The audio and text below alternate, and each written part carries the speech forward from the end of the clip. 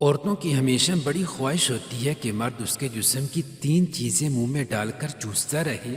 Number 1، ہونٹوں کو چوسنا۔ عورت کی ہمیشہ یہ خواہش ہوتی ہے کہ مرد اس کے ساتھ محبت کا اظہار کرتے ہوئے اس کے ہونٹوں کو چومے۔ اس سے مرد اور عورت کے درمیان پیار بڑھتا ہے۔ اس کے علاوہ ہونٹوں کو چوسنے سے عورت کے اندر جنسی خواہش پیدا ہوتی ہے اور وہ ہم بستری کرنے کے لیے تیار ہو جاتی ہے۔ نمبر 1، ہونٹوں کا چوسنا۔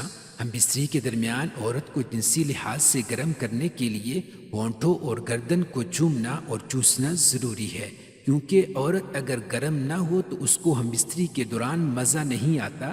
اس لیے عورت سے ہم بستری سے پہلے اس کے ہونٹوں کو چوسنا ضروری ہے۔ نمبر 2، پستان چھاتی کا چوسنا۔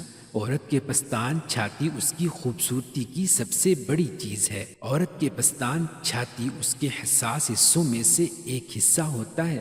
عورت کے پستانوں کو چھاتیوں کو چوسنے اور دبانے سے عورت کو بہت زیادہ لذت حاصل ہوتی ہے۔ اس کے علاوہ ہم بستر کے دوران عورت کے پستانوں کو چومنے اور چوسنے سے وہ بہت زیادہ گرم ہو جاتی ہے اور مرد کے نفس کو اندر ڈالنے کے لیے تڑپتی ہے۔ نمبر 3، شرمگاہ کو چومنا اور چوسنا۔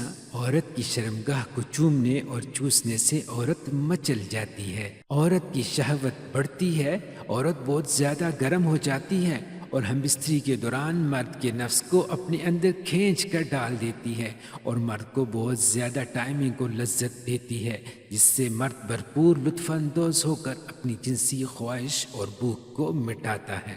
عورت کی شرمگاہ کو اسلام کے اندر چومنا، چوسنا اور چاٹنا ناجائز ہے۔